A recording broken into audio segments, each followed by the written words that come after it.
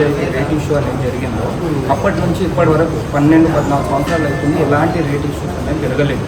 మేము అప్పట్లో ఏదైతే 64 రూపీస్కి పెట్రోల్, 52 రూపీస్కి డీజిల్ ఉన్నప్పుడు 20 రూపాయల ఛార్జెస్ అంటే 12 రూపాయలు ఏదైతే పెంచిందో దాన్ని కంటిన్యూ చేస్తున్నాం. ఇవాళ మనం పెట్రోల్ డీజిల్ రేట్లు చూసుకున్నట్టయితే గవర్నమెంట్ చేంజ్ అవుతున్నాయి, కానీ రేట్ ఇష్యూ అనేది ఎందుకు పెరిగించుకోవడం లేదు, ఎందుకు పెరిగించుకోవాలనే ఉద్దేశాన్ని చూపెట్టలేదు.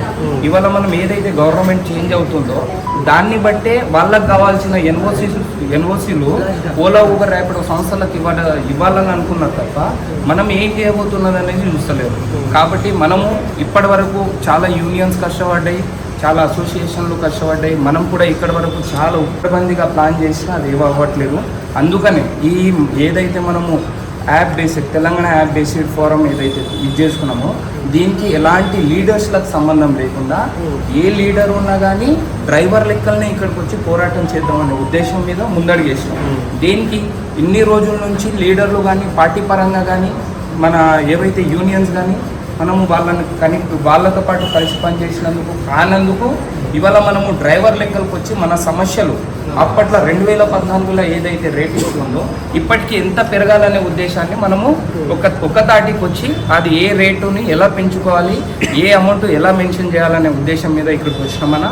ఇది మేము డ్రైవర్లం అందరం కనిపెట్టుకొని ఒక తాటికి వచ్చిన తర్వాత యూనియన్లు కానీ ఇతర ఏ సమస్యలు కానీ వాళ్ళతో ఎలా కలిసి పనిచేయాలనే ఉద్దేశం మీద మనం ఈ రౌండ్ టేబుల్ మీటింగ్. వాస్తవంగా ఈ ర్యాపిడో, ఊబర్, ఓలా దీనివల్ల మీకు జరుగుతున్నటువంటి ఇబ్బంది ఏంటంటే డ్రైవర్లకు ఇట్లా మీకు ఏ విధంగా ఇబ్బంది జరుగుతుంది?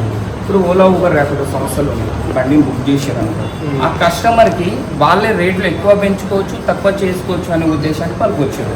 అంటే అన్ని అవకాశాలు కేవలం వాళ్ళు కస్టమర్కే ఇచ్చారు, డ్రైవర్కి ఏం లేదు. వాళ్ళు బుక్ చేస్తే వెళ్ళాలి, లేదంటే థామస్ మన ఇంట్లో మనం కూర్చోాలన్నట్టు ఉంది. ఇప్పుడు డ్రైవర్ ఏ చిన్న ప్రాబ్లం అంటే కస్టమర్తో కోపం వచ్చి వాళ్ళు కోపం తెప్పించి మాట్లాడినా ఏ ఒక్క మాట అన్నా దానికి ఏదో ఒక రకంగా మన మీద కంప్లైంట్ వేస్తారు. విత్ ఇన్ నిమిషంలల్లా ఇవేవైతే ఉన్నాయో యాప్స్ వాటి నుంచి మనకు డిలీట్ చేసే అవకాశాలు ఉంటాయి. కాబట్టి అలా కాకుండా మనము ఒక తాటికి వచ్చి మన సమస్యలను మన ప్రాబ్లమ్స్ని మనమే ముందుండి ఈ ప్రాబ్లమ్స్ని సాల్వ్ చేసుకోవాలని లీడర్లు కాకుండా యూనియన్స్ కాకుండా కేవలం డ్రైవర్ లెక్కలకు వచ్చి సమస్యలను పరిష్కరించుకోవాలనే ఉద్దేశం మీద మనం ఇక్కడ రౌండ్ టేబుల్ మీటింగ్ని నిర్వహించుకున్నాం. అంటే ఛార్జీల విషయంలో మీకు ఎట్లా ఇబ్బంది అవుతుంది, మీరు ఎంత కోరుకుంటారు? ప్రస్తుతం చేస్తే మాకు మంచిగా జరుగుతుంది మీరు ఎంత అనుకుంటారు? అంటే గతంలో ఇచ్చినటువంటి అమౌంట్ ఎంత, మీరు కోరుకున్నటువంటి అమౌంట్ ఎంత? ఇప్పుడు మేము గతంలో అయితే ప్రస్తుతం 2026లో మేము వచ్చినప్పుడు ఇప్పుడు నడిపిస్తున్న డ్రైవర్లకు ఈ ఇంధనం ఛార్జెస్ కానీ మన బండ్లకు ఉన్న సౌకర్యాలకు ఉన్న ప్రాబ్లమ్స్ కానీ అన్నీ పెరిగి ఉన్నాయి. రేట్ ఇష్యూస్ మేమేమనుకుంటున్నామంటే 26 నుంచి 30 రూపీస్ ఎంత కాదనుకున్నా 22 రూపీస్ ఇచ్చే అవకాశాలను మేము తెచ్చుకోవాలనుకుంటున్నాం. ఎందుకు అంటే ముంబై కానీ, బెంగళూరు కానీ, ఢిల్లీ కానీ, ఇంకా మన చెన్నై కానీ, మహారాష్ట్రకు వచ్చేసి 24.62 ఉంది. అదే ఢిల్లీకి వచ్చేసి హైయెస్ట్ ఢిల్లీకి ఉంది. మాకు అంతగా కాకుండా మాకు 22 ప్రస్తుతం మనం ఉన్న ఈ సిటీ సందర్భాన్ని బట్టి ఇక్కడ అంటే మన సిటీ ప్రొసీడర్ అనేది చాలా పెద్దగా ఉంది. కాబట్టి దీన్ని బట్టి 22 నుంచి 26 రూపీస్ పెరిగించుకున్నా మాకు ఎలాంటి అభ్యంతరం లేదు. డ్రైవర్లు సాఫీగా వాళ్ళ జిందగీని కొనసాగించుకుంటారని చెప్పేసి మా ఉద్దేశం.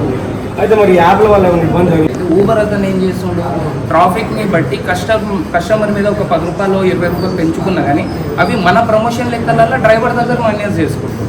మనకిచ్చే పైసలు ఏమి ఇస్తుండ్రు, కిలోమీటర్కి ఒక 10 రూపాయలు 11 రూపాయలు ఇస్తుండ్రు. పైన వచ్చే ఏవైతే అమౌంట్స్ ఉన్నాయో వాటిని మాత్రం తను ఏం చేస్తుండ్రు వాళ్ళ ప్రమోషన్ రూపంలో మొత్తం కట్ చేసేస్తుండ్రు. ఇక్కడ డ్రైవర్లకు ప్రయోజనం పొందినట్టు ఎట్లుంది, అక్కడ ప్రయోజనం పొందుతుంది ఓలా ఊబర్ ర్యాపిడో సంస్థలే కదా.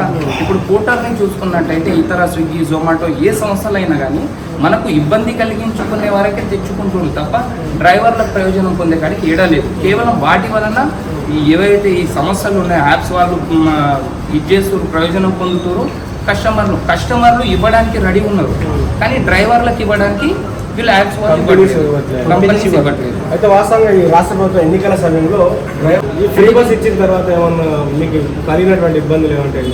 ఫ్రీ బస్ తర్వాత కలిగిన ఇబ్బందులు ఏమున్నాయంటే అంతకన్నా ముందు సిటీలలో ఆటోస్ అనేవి చాలా తక్కువ ఉన్నాయి. ఇప్పుడు ఫ్రీ బస్ అవ్వడం వలన అదర్ డిస్ట్రిక్ట్స్ కానీ ఇంకా డిస్ట్రిక్ట్లలో ఉండే కొంతమంది డ్రైవర్స్ కానీ ఈ ఆటోలు ఇక్కడ తెచ్చుకోవడము, మళ్ళీ సిటీలలో కొన్ని ఆటోలు ఎక్కువగా పెరిగిపోవడం వలన డ్రైవర్స్లకు ఇబ్బంది కలుగుతుంది. అదేవిధంగా ఈ బస్సులు ఏవైతే ఫ్రీ ఉందో ఇక్కడే కాదు, వాళ్ళు ఇచ్చింది ఫ్రీ లెక్కల వాళ్ళ ప్రయోజనానికి పార్టీ పరంగా వాళ్ళు చేసేసుకోరు. కానీ ఇదేదో వాళ్ళు ఫ్రీగా పెట్టుకున్నట్టు యాప్స్లను కొంచెం ఇబ్బంది పెట్టి ఉంటే వాళ్ళు కూడా రేట్ పెంచేవాళ్ళు కదా.